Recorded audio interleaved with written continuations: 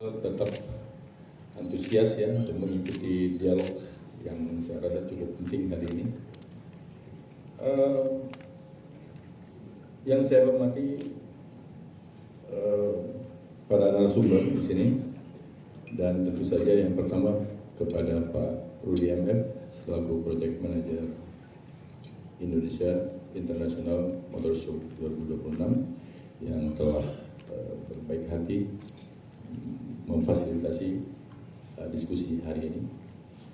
Juga Bapak Patia Junjungan Monando, Ketua Tim Kerja Industri KBLBB. Ini buat seumuran saya susah ini untuk kepanjangannya Pak dihafal. Kementerian Perindustrian. Juga Bapak Yosua Pardede, Pengamat Ekonomi dari Perbanas. Dan para panelis hari ini yang sangat penting yang kita tunggu-tunggu opini dan ini pasti teman-teman media senang nih nunggu quotation-nya nih. Ya, ada Pak David Wilang, Deputi CEO Sales and Network Development Finfast Indonesia. Juga Bapak Konstantinus Rioso, Sales and Channel Development Director Geely Auto Indonesia. Dan terakhir ada Pak Rian Erlangga juga, Business Strategy Division Head Isuzu Indonesia.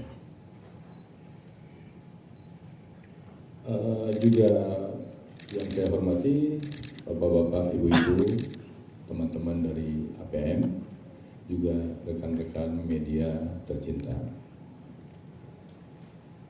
Merupakan sebuah kehormatan buat saya untuk membuka dialog hari ini.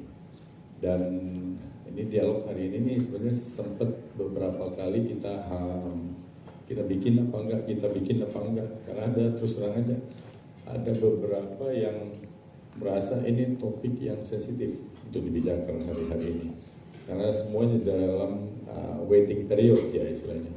Ini semua masih harap-harap cemas menunggu paket insentif baru yang sejak tahun lalu kita semua tahu pemerintah punya wacana untuk menghentikan insentif kepada EV ya.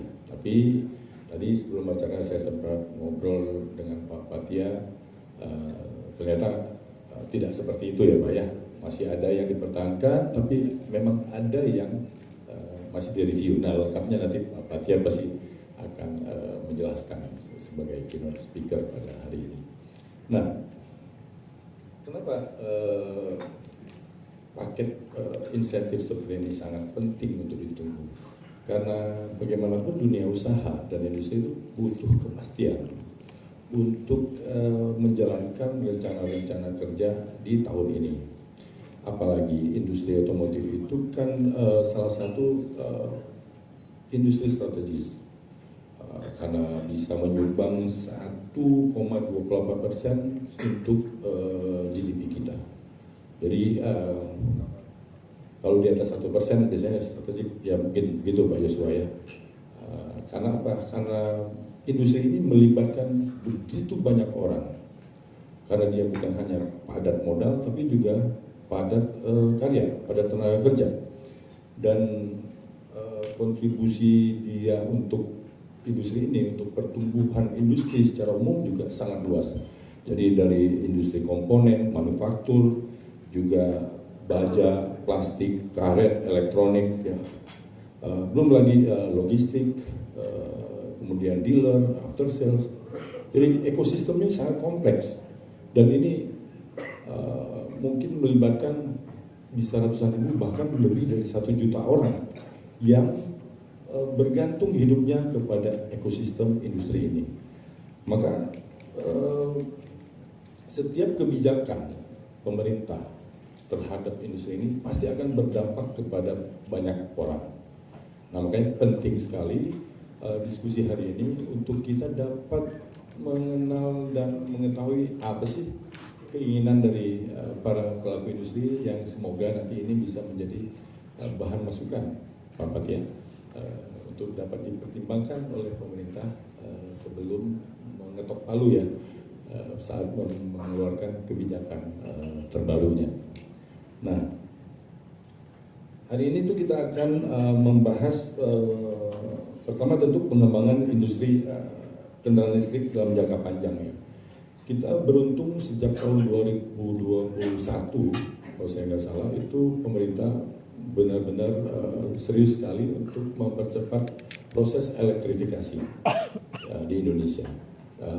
Kita semua waktu itu ingat kita terikat dengan perjanjian Paris yang kita sepakat kita akan net zero emission pada tahun 2060 dan pertumbuhan itu terasa signifikan. Tahun lalu aja kalau saya nggak salah mengutip dari data Gaikindo itu mobil elektrifikasi itu naik listriknya 141%. Dan sampai hari ini mungkin segmen dari market share-nya sampai penjualan tahun lalu itu mencapai hampir 20%. Artinya apa? Mobil listrik itu sekarang 1 dari 5 mobil baru itu adalah mobil listrik dengan penjualan yang sekitar 800.000 tahun lalu. Nah, dengan adanya perubahan-perubahan ini kita tentu sedikit khawatir ya, momentum pertumbuhan itu sedikit terganggu gitu. Nah, ini udah bagus, ini penjualan bagus, bisa tiba-tiba ada perubahan kebijakan. Ya tentu kita paham sepenuhnya apapun alasan dibalik rencana perubahan itu. Tapi alangkah sayangnya jika momentum ini kemudian hilang dengan perubahan-perubahan. Nah, makanya hari ini kita pengen dengar lebih lengkap dari di sini ada Pak Praktio dari Kementerian Perindustrian, juga Pak Yosua Pardede sebagai pengamat ekonomi, nanti akan mungkin bisa menjelaskan Pak apa dampaknya yang secara signifikan ya kepada pertumbuhan ekonomi kita dan kelangsungan ekonomi kita. Nah, di sisi lain juga mungkin walaupun tidak terlalu terkait dengan isu utama, kita juga tidak boleh melupakan sektor kendaraan komersial. Bagaimanapun sektor kendaraan komersial ini sangat penting dan berperan besar dalam menunjang pertumbuhan ekonomi dan tentu saja pemerataan juga, karena bukan hanya menunjang bisnis secara umum, juga UMKM bahkan industri besar.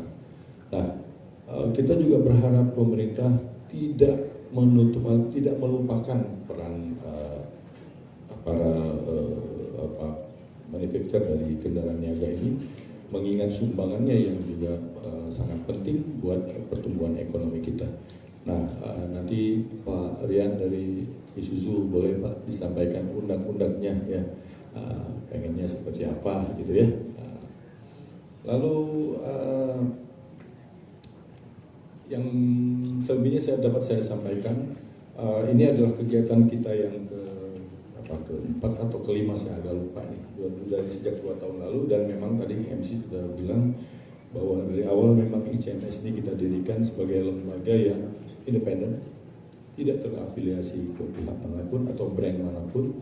Jadi kami bergerak secara transparan dengan niat hanya satu, ingin memajukan dan menjaga kelangsungan industri dan ekosistem industri otomotif di Indonesia. Nah, terima kasih tentu saja kepada seluruh pihak yang telah mendukung, yang tadi saya sudah sebut juga Pak Rudi dan teman-teman Diandra, juga para narasumber hari ini, dan tentu saja rekan-rekan media yang tidak pernah letih kalau diundang ke acara ini untuk datang.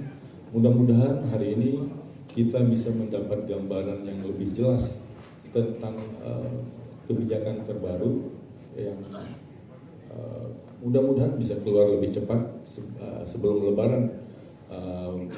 Ya, Pak David, Pak Alias, karena mau jualan pusing sekarang ya, tunggu ini insentifnya gimana ya, tapi kan insentif yang lama masih berlaku dong.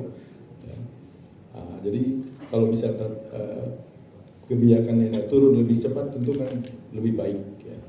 Nah, kita berharap acara hari ini bisa menghasilkan rekomendasi-rekomendasi yang dapat kita berikan kepada kementerian terkait. Sekali lagi terima kasih kepada semuanya. Selamat berdiskusi. Wassalamualaikum warahmatullahi wabarakatuh. Dan selanjutnya dengan saya untuk Pak Munawar Khalil. Download Tribun X sekarang. Menghadirkan lokal menjadi Indonesia.